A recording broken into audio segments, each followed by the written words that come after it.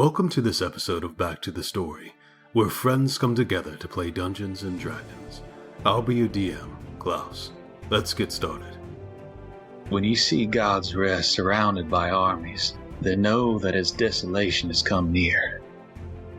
It is my destiny, not yours. Really, it doesn't fucking matter if I'm ready or not. I have to deal with the end of the world, and I'm not ready for that. The reason why any of us are enough for anything is because we have each other. Everyone can change, not everyone will, but everyone can. And every day has been beautiful since. For these are the days of vengeance, to fulfill all that is written. Yes, I know we all want to compare our god's dick sizes right now. My glory is to protect. My virtue is sacrifice. My curiosity is satisfied. For your sins, I will allow you to seek the knowledge. Have the courage to do what's right and not what's written. And God's rest will be trampled underfoot by the heretics until the times of the harbingers are fulfilled. We've gotten through this before. We can do it again. You got this. One more time.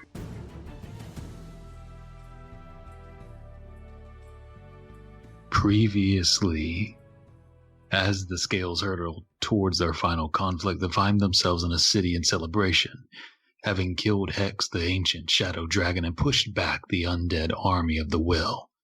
Vesper and Ball carve Hex under the direction of Felix, as Amsen, Ellory, and Meli ascend to the rotunda to speak with the reassembling leaders of the Holy City.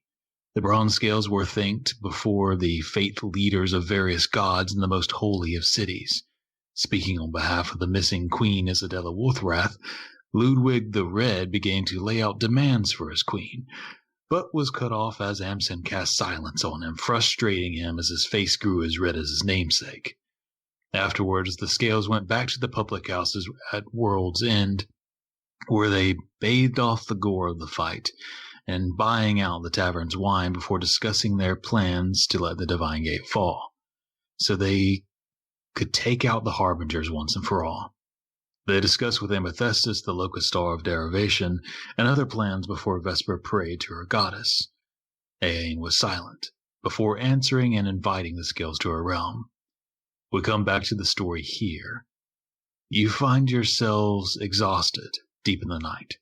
The city is largely calmed down outside and downstairs as you all settle in for a nap, and the rented rooms are the sphere. You awaken early to a quiet city on the edge of winter. The morning cold with biting mist and fresh snow along the roads and atop the roofs. The wind howls as it races through the streets and alleyways, with the warm smell of coffee rising from downstairs as you all begin to gather once more. What would you like to do? And I think some of you were trying to do something in the night, especially Felix.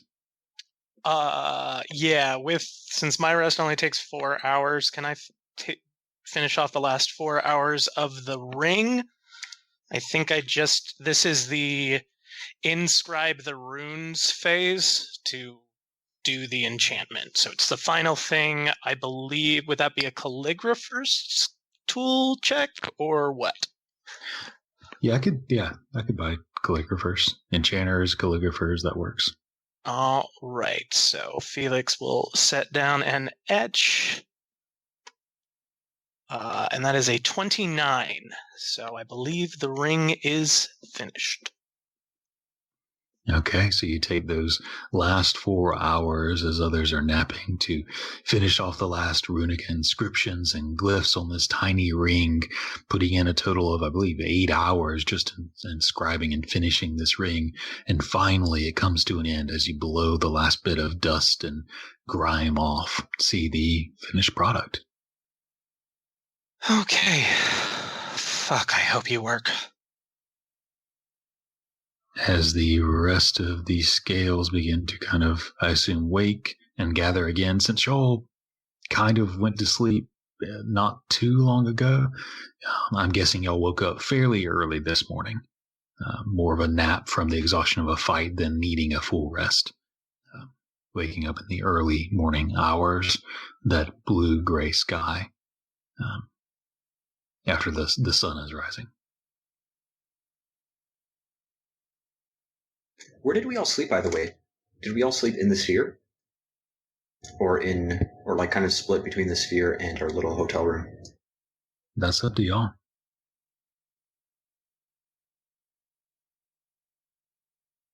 I think Ellory probably slept in the room. I think Vesper probably did too. Same for Amsen. I mean, at a certain point, Felix would be working in the sphere, so he probably meditated in there, and that was it. He would not care to be quiet if people were sleeping, so I think you all would realize that by now. I think Ball would actually sleep in the sphere this time. And maybe I can kind of see that fitting with maybe part of the reason Ball was having interesting dreams was, when you're like half awake because there's noise in the background keeping you awake, seems to make you're lucid enough to notice your dreams. The sound of the ring hammering becomes the drum beat. Yeah, exactly. Those kinds of things.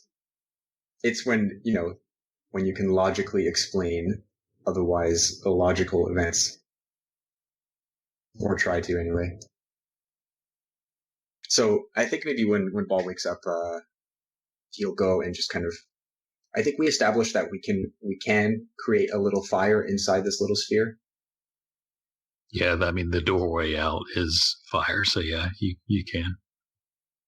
Okay, so Ball's doing kind of like his morning fire to kind of warm him up as he prepares some kind of a meal for him.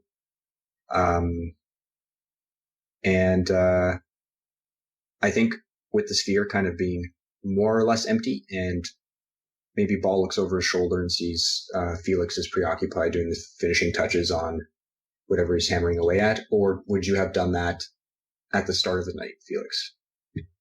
I probably would have done that before I went to bed, so I would be hearing you shuffling about. I would wave as I'm finishing up my meditation. Okay, perfect. So, yeah, kind of Ball looks over, sees that you're still wrapping up your meditation. And I think maybe Ball will kind of put on his ruby crown and just kind of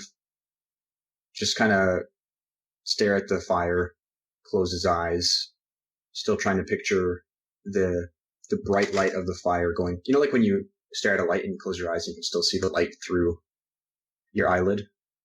So I kind of picture that with Ball staring at the fire, kind of closes his eyes, is meditating. And just in his head, he's going to try to, I guess, speak to the fire. I don't know how to communicate with you. Are you there? Voice of the fire. You hear the crackles and pops of the fire burning in response in whatever brazier you've found in here. The coals burning brighter. I haven't spoken to you since you showed yourself to me near Embershore. Was that you that brought me back when we were fighting the dragon? I think as Ball speaks, he doesn't really hear a voice coming back, so he'll pause and try to listen intently to hear if there's any difference in the fire. Whether there is or isn't. He pauses in between his questions. I've felt that before, where near death, I've felt death. In that moment, it felt the same. But when I awoke, it was as if only a moment had passed. As if I had never died. Was that you? The flames dance and shift, some swirling in spirals from unseen winds, until they form a vague shape and image of a face. It's still just fire and coals and ash, but you see a face there speaking from the flames. It was your blood, the blood of your ancestors, the spirit of fire, and the Yulton. It was all of us who came before. It was the elements of our Lord, coming, returning again. Then I thank you. All of you. And when I look in the fire, does this image, as fiery as it is, does it look like anyone familiar? It doesn't look like anyone familiar. It's very vague eyes and mouth and nose. You can't even tell what gender they might be or sex. It's just a face. And so it doesn't look familiar, but it does feel familiar. I think Ball will ask, what do I call you? I only know you as the voice in the fire. Who are you? We are your Yulton, the spirits of your ancestors. There will come a day where you will join us. But first, our Lord requires your service. Was that you then that visited me in the night? The dreams and omens of Tyrus will remain. You carry the heart of a Titan. You must carry it across sea and mountain to the white tomb of Aiene, to the broken body of Tyrus, where he will rise again. I'm trying to doctor this note scribble as I go. I don't think I'll be able to read it after, so it kind of defeats the purpose, but oh well. I think that was the same place. Was that not the same place? Okay, to clarify maybe, is that the same place that Ball went to find Alvamer to begin with, or is this a different place that's being mentioned right now? Well, a little bit of both. So if you imagine Ember Shore is kind of where Washington, D.C. is on the eastern coast, the White Tomb of Tainir is Canada. It is the frozen tundra to the north. It is the entire kind of northern continent, as well as there's a specific lands, the ruined kingdom of giants, sort of central western in that continent, where the kind of the capital city, so to speak, of the giants was, and where Tyrus fell. And the Avalmer was like in Canada, so to speak, but on the northeastern coast. So it was just kind of in the edge, not too far into the interior of it. So I'll say I don't think Ball really knows exactly where this place is. He might just kind of know loosely, kind of like, oh, that sounds like a place in Canada. That feels right. And then I think Ball will say, it is a difficult time. My friends need me. The world needs us. I don't know if I can travel there now. The Father needs you. Your people, the Yulton, need you. You carry the hopes of all who've passed the old Yulton. Find a way, Voltharak.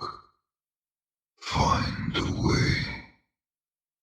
Do you know of a way that I can get there sooner? I know that you are a conduit for dreams and omens and messages.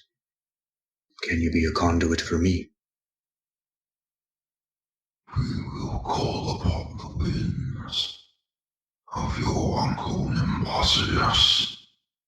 Listen for his zephyrs. And when will they come? and if Ball hears silence and kind of no response to that, then he'll just kind of say, he'll nod at the fire and say, very well, I will prepare myself. With that, the face kind of fades back into just ember and flame and coal. I think once that's done, kind of Ball will fidget with the crown over his head and kind of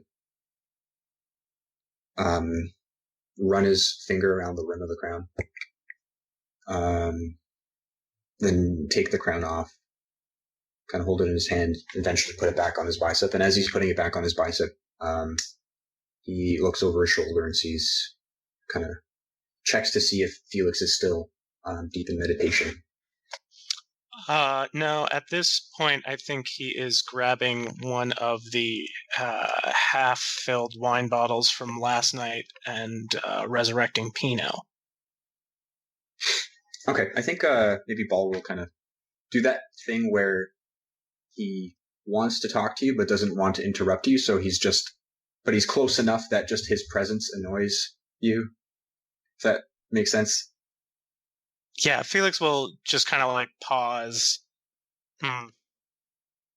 Yes, Ball? Sorry, I can wait until you're done. Oh, no, it's fine. It's a relatively... Well, it's not a simple enchantment, but Pinot doesn't need much attention. Pinot, I need you to go out of the sphere and go get Vesper's clothes for me. Thank you. What is that? Is that the wind of Zephyr? Or the Zephyr, whatever, anyway, next. Swing and a miss. So then, Ball kind of looks at you and he says, I don't really know how to say this, but we've discussed the strange things in my head before. I had a very real vision, not like the one from before. This one was... I know that we... And kind of Ball's kind of all over the place. Says, we got the blood of the Titan. I have it.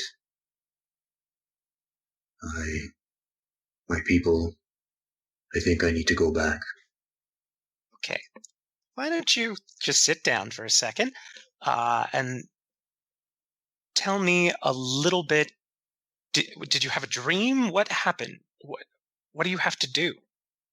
It was like a vision. I was being called back to the mountains. My brothers and sisters, they were waiting for me. They said, the bones of Tyrus are being mended, his aegis forged, and that I carry the blood of a Titan. Tyrus needs a heart. Okay, does he need that now, or can he wait until after the world almost ends?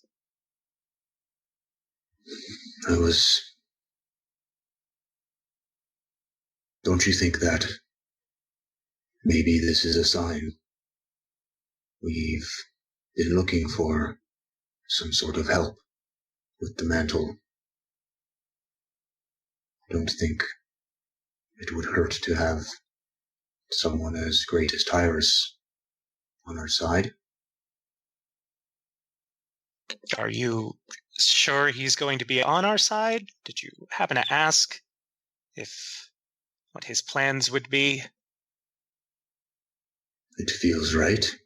I think everyone has their motivations, ambitions, goals.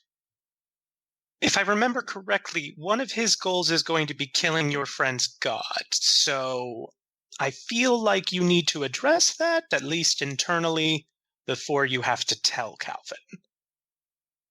Maybe some time has passed, and don't they always say that time heals all wounds? Maybe we can find a middle ground. I don't know. Ball, you sweet child. One day the world will break you. Until then, hold on to that. Okay, we can be optimistic there, and that's a bridge to cross when we have to. Where? You said back. Where do we have to go? And is it anywhere on the list of places we currently have to go? Klaus, could you repeat the name of the place? I just kind of was able to, I just kind of described it, but you said it was the Mount. The White Tomb of Tynear. The White Tomb of Tynear. And I believe you mentioned a mountain or mount that it was near? Or was that not correct? Is that the Aljo tune that you posted? That was the name of the spirits. Got it. Regardless, does Felix know anything about the White Tomb of Tynear or any specific location for it? You can roll a check. A history check, maybe. I can do a history check. I'll say with advantage, since you're kind of talking with Ball about this, you might also kind of have vague memories. I mean, and it's also kind of my thing. That is a 29 again. Okay. So you know a few of the kind of terminology. There are the ruins of Old Hor, which was the ruins of the civilization of the giants. They were all over the globe, but here they were the strongest. They had huge walled cities, like those that exist now, except, of course, on a much larger scale. There was the mountain of Walmrinmere, which is where Tyrus kind of stayed atop this mountain, along the Formarn Massif, which is a large mountain range kind of near the middle of the Tynear, the continent. The city itself is the largest capital city, so to speak, was on that mountain and cascading down into the valleys around it. After the war between the Song of Stone and Scale, the war between the dragons and the giants, it left much of these civilizations in ruins. There have been many stories and histories of scholars or just people going to loot old treasures, going here trying to find the treasures of the giants, and finding ruins instead, and ancient destroyed cities full of frost trolls and ice nagas and storms and dangerous winds, and the occasional giant as well. You would have a rough idea of where this is. Both Old Hor, which is kind of like the nation, and the city itself, where that mountain is. Well, that's not exactly easy to get to or on the way to anything. I think I could find a way there. I don't know when it's coming, but if I listen, it'll come. Well, Ball, you are the only one that's had any interaction with this god or his peoples. Do you think he will help us? I think that he wants to see the mantle broken. And I think that if these are the end days, then all people should have a say in how it ends. That means the giants too. I'm all for it. And honestly, if he's going to run rampant afterwards, I mean... personally, I just hope for a full god war and they all kill each other off, but... well, hopefully they do that somewhere else. If you say that you have a way to get there, then I'm sure we can figure it out. But there's limited time, and I can't guarantee that we will be able to. If there is time, I at least will help. Ball nods, says, thank you, Felix. And maybe we keep this a little quieter. I don't know how the others will feel. I'm sure they will feel a lot of things. Sure. Just between us for now. Now, if you're quite finished, I have to make sure Vesper doesn't look like a homeless person around her goddess. I can mend if you need help. No. I should be good. And I assume at this point, Pino has either returned with clothes or something that I can take measurements from. Okay, well, I'll go see the others. I'll be out in 10-15. I'll go pack his things and get ready to exit the sphere. And see what everyone else is up to. I don't know exactly how Vesper packs. I imagine there would be something laying around, a pack in the sphere or something that Pino would probably be able to find, unless Vesper thinks otherwise. No, I probably, especially since we got the sphere in Embershore, Vesper moved in some of her wardrobe. Okay. Yeah. So that there's always something clean to wear. Great. So yeah, Felix is just measuring out whatever from her spare clothes that are in there. Okay. So you're able to measure that up. 15 minutes later, as Ball exits the sphere and the rest of you are kind of gathering in these rooms. What would you like to do? If no one else has anything to do, I would like to go to the Temple of Aiene today. Would you like Amsen to come with you? Sure. She will pitch it that that's where she's going. So I have a spell that could save us on some chalk. Unfortunately, I can only cast it once a day, and I have to spend a use casting it in the first place to give us an anchor point. But wherever we might be, up to 6 of us, for within 5 feet of one another, we can teleport back to a sanctuary. So I was going to go to the temple and set one up. That sounds like a good idea. So I will go with Amsen unless anyone else wants to come. I'm going to skip this one and just assume that kind of maybe Ball comes out after you guys have left. If that's all right. Okay, so Vesper and Amsen are planning to head to the temple. Meli, Ellory, what are the rest of you guys doing? If anything. So I think I am going to look for the Raven again, but question, did I see what his other form was before he was turned into the Raven form? I think he was there. I think you saw him. So, I'm pretty sure he was there, yeah. Since Vesper heard him speak or respond verbally when she contacted him most recently, I am also going to look for him not necessarily as a bird, but as, what was he? Did he seem to be human in appearance, elf? He was an older human gentleman with kind of a graying, bushy beard. Okay. So I will also keep an eye out for him in that form.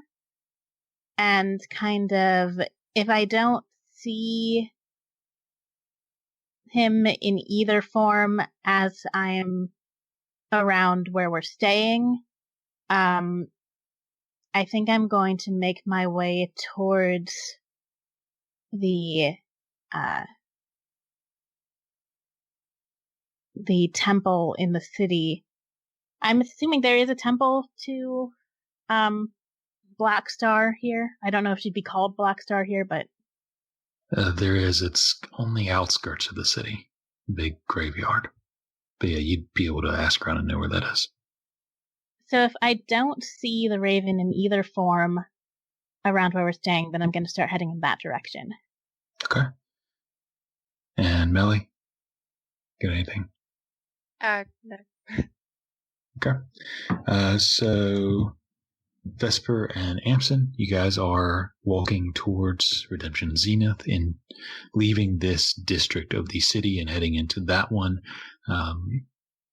heading to the temple upon a hill.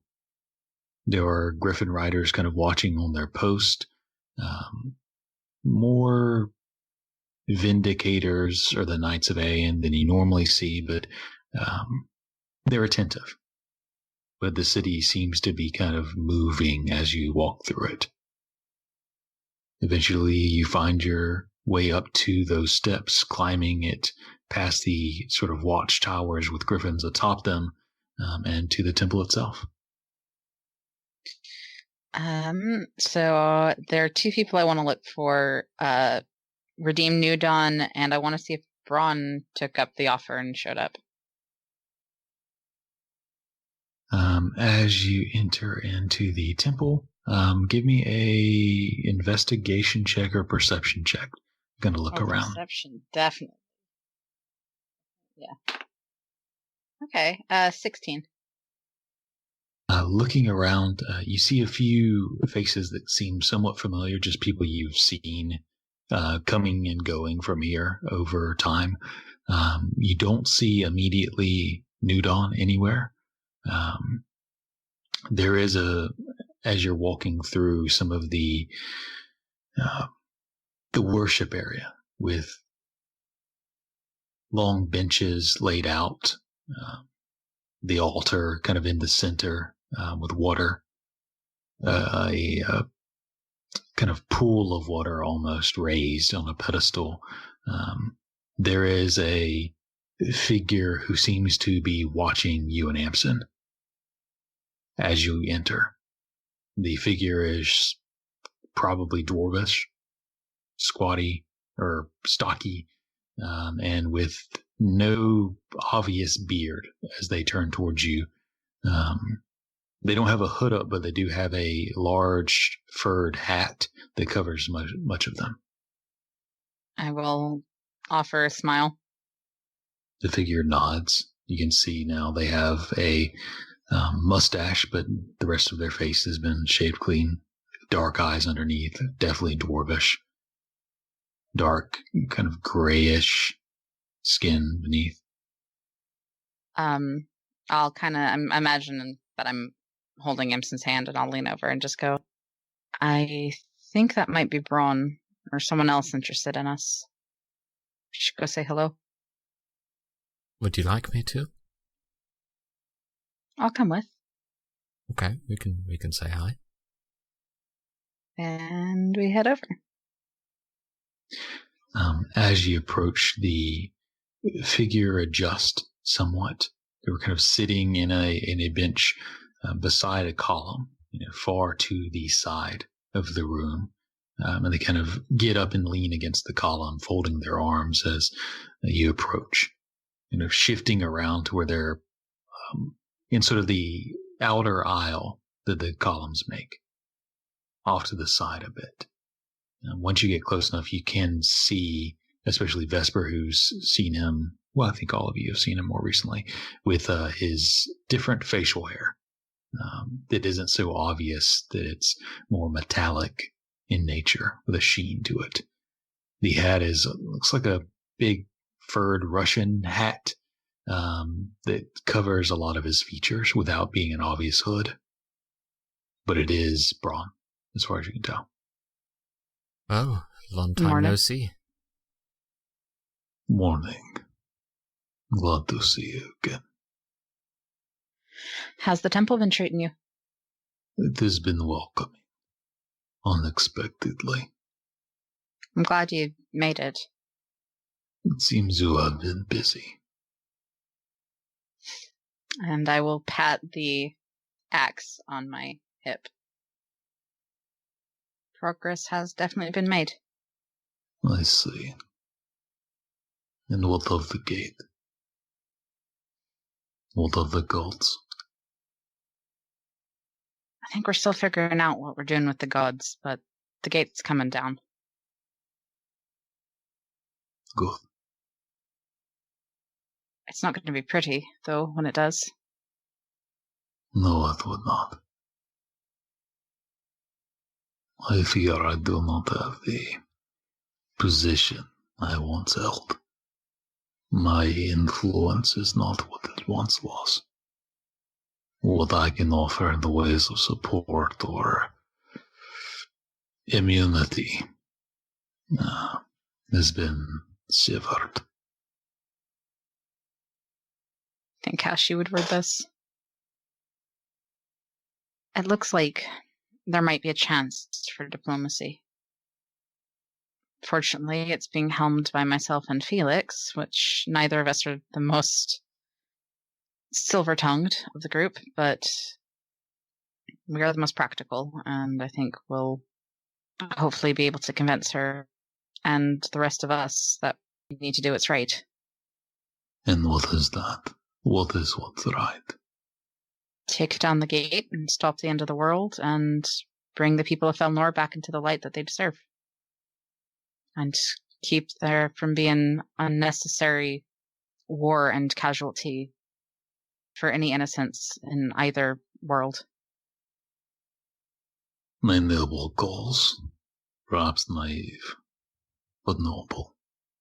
Perhaps. I'm not sure, as I said, what I can offer you. It's fine. I'm glad you're safe. Safe, yes. Have you spoken to the redeemed here? Have they blessed you? Have you gotten what you needed to stay? I've gotten what I needed, yes. Can I ask for our things back then? You can. I do not have them on me, but we should set a time to make an exchange. Things are, as you can imagine, complex. And he kind of leans in a bit closer, his voice drops. I am not the only one left in the city to keep an eye on things, and they are keeping an eye on me. This will have to be done carefully. Vesper will nod a little casually. So what can we do to help? They keep me out of the loop, but you can be assured that they are watching you all. They know your usual beats, not public house, the temples you normally visit. It would be wise of us to choose a place that you normally do not visit. They are, as you would imagine, busier at night. They will be more... Their attention will be diverted. I will think on some places I've held out in a few hiding basements that might work for our means, if you can lose their trail to get there. Sure, we could figure something out. Actually, we can definitely lose a trail. Good. Then, I will the next night or two, get this stuff there.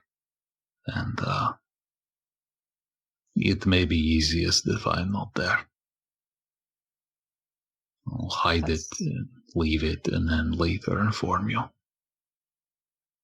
Good idea. I'm not sure everyone else in our little band is going to be happy to see you. So, probably safest. They no doubt know we are talking now. I do not always see them, but I know they are following me, and I know they are following you.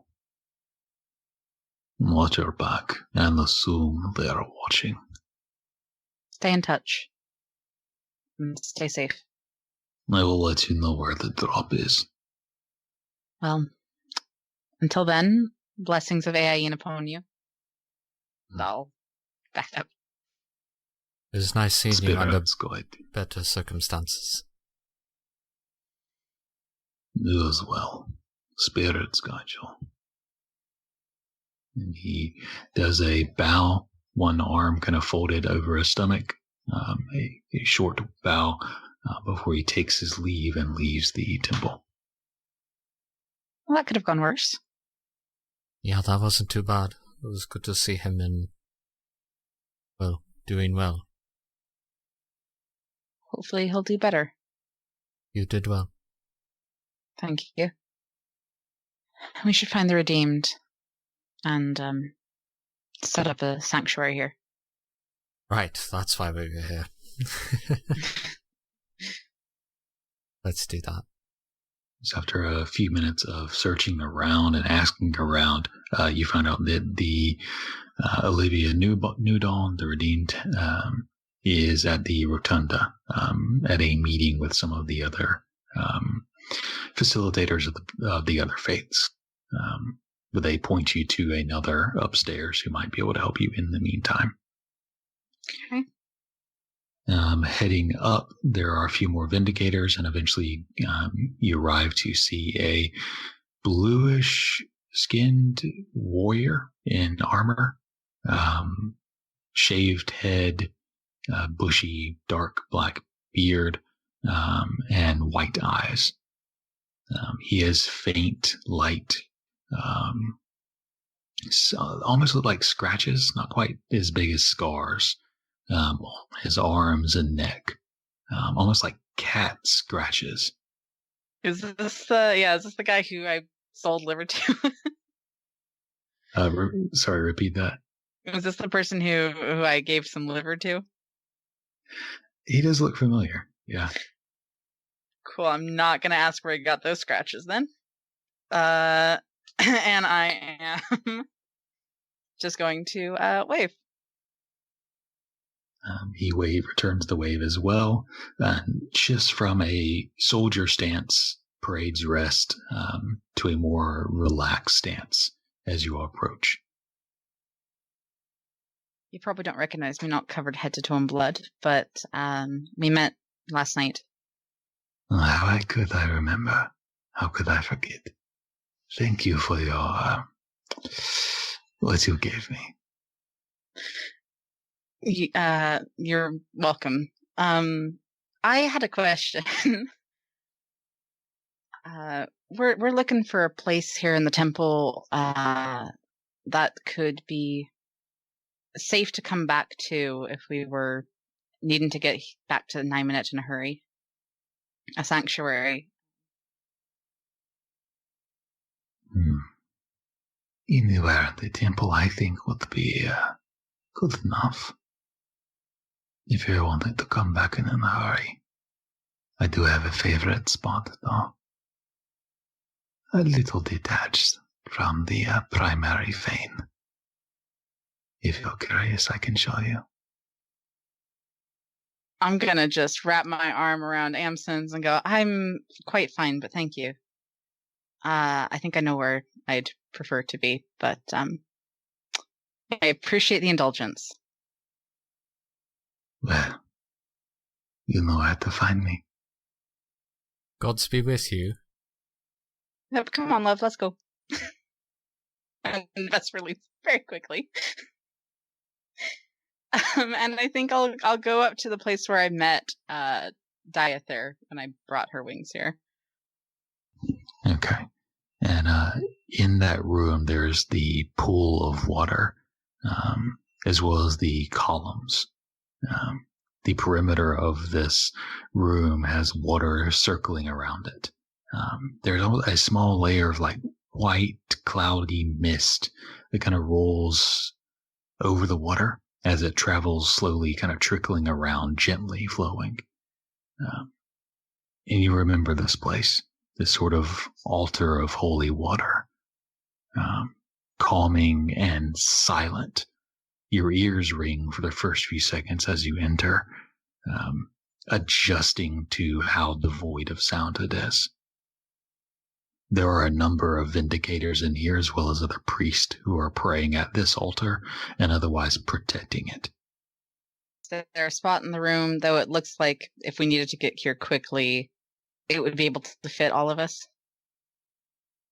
Yeah, there are areas that are large enough, kind of off to the side. Probably not right next to the altar. Would be tough with all the columns, but off to the side for sure. I will find a spot then. Do you think this is all right, or should we find somewhere else more less crowded? I think it should be okay. Yeah, if it's off to the side, it shouldn't be too bad. Okay. Are you sure we can cast this here? I mean, if they've got a problem, we'll say that other redeemed said it was fine, and I'm redeemed, so... Fair enough. Should be fine then. Then I will find a secluded part, and I'm going to cast Word of Recall. Okay, and what does that look like as you cast it? I think for this first casting, because the first thing you have to do is designate a sanctuary. I think it looks like Vesper.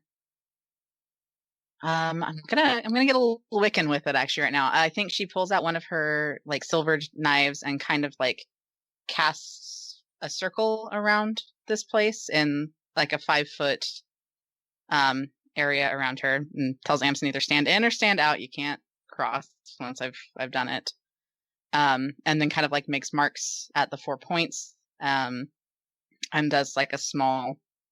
It only takes an action to cast, so I think it's more a flavor thing at first, and then it just kind of these invisible lines that she's drawn with the tip of her dagger glow for a moment, silver in the air, and then fade. And as you finish, that glowing light ripples like water, like a drop being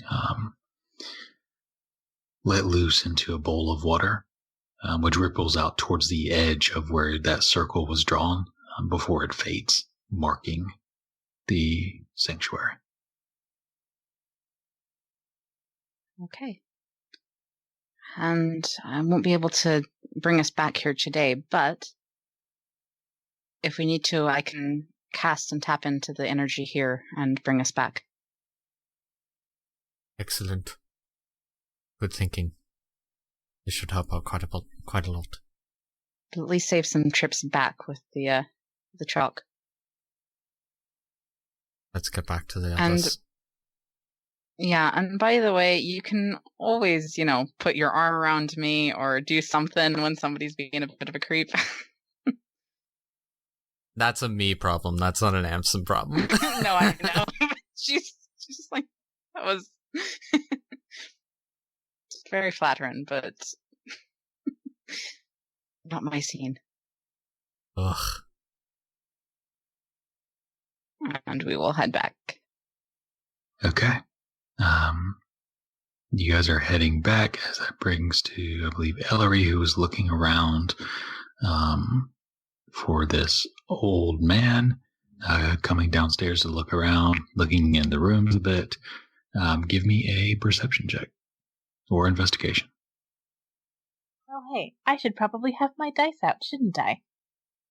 That would be useful when playing Dungeons and Dragons.